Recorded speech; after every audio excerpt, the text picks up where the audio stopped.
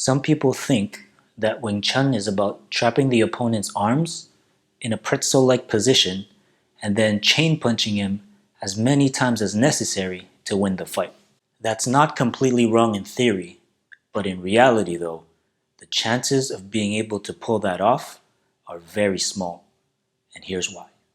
Even if you do manage to cross your opponent's arms, the likelihood of you being able to get him into this deep pretzel-like position and keep him there will depend on two things: how much he's willing to cooperate and how strong you are compared to him.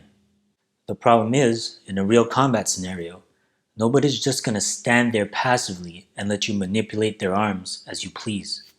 And if the effectiveness of your techniques depends on you being stronger than your opponent, you're going to have a rude awakening the day you encounter someone stronger than you.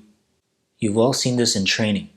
People who look absolutely unbeatable when they happen to be stronger than their training partner, but who begin to struggle more than they should as soon as they pair up with someone who can match their strength.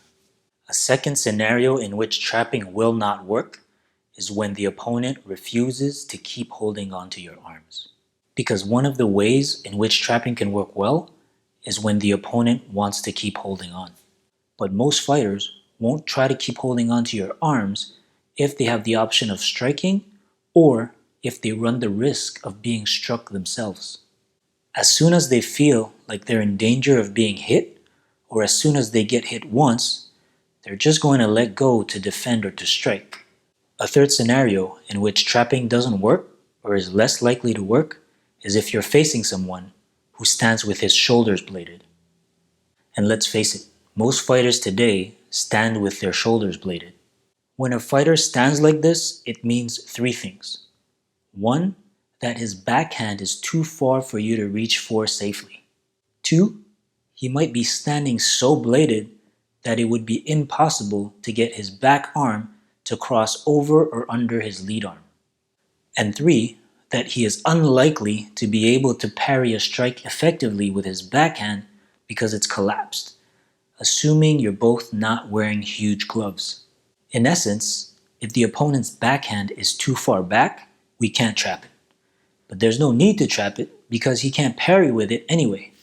Some people see Wing Chun techniques like Pak Da and Lap Da being applied in combat sports and are critical of them because they say that they're only effective as a one-off.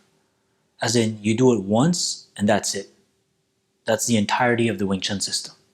But if the opponent isn't able to defend centerline effectively, of course Pak Da is going to be a one-off technique. Why would it even be necessary to continue into a trapping sequence if centerline is clear and he's going to block with his face? If the opponent lets us land a one-off Pak Da repeatedly over and over again, can it still be considered a one-off technique? A fourth scenario in which trapping doesn't work is if the opponent prefers to evade strikes rather than to parry them.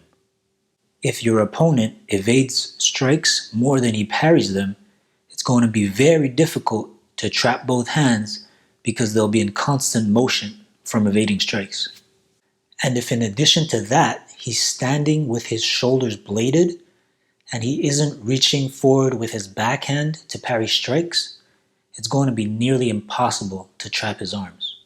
Then you might ask, why don't we just evade punches in Wing Chun instead of parrying them and risking getting trapped? Well, I'm not saying not to evade punches, but you should be aware that the problem with evading punches is that it leaves you vulnerable to kicks to the head when you evade punches going sideways. It leaves you vulnerable to a knee to the face when you evade punches by bending forward. And it leaves you vulnerable to takedowns when you evade punches by leaning backwards. If you're fighting in an environment where kicks, knees, and takedowns are not allowed, then evading strikes is a very wise and intelligent tactic.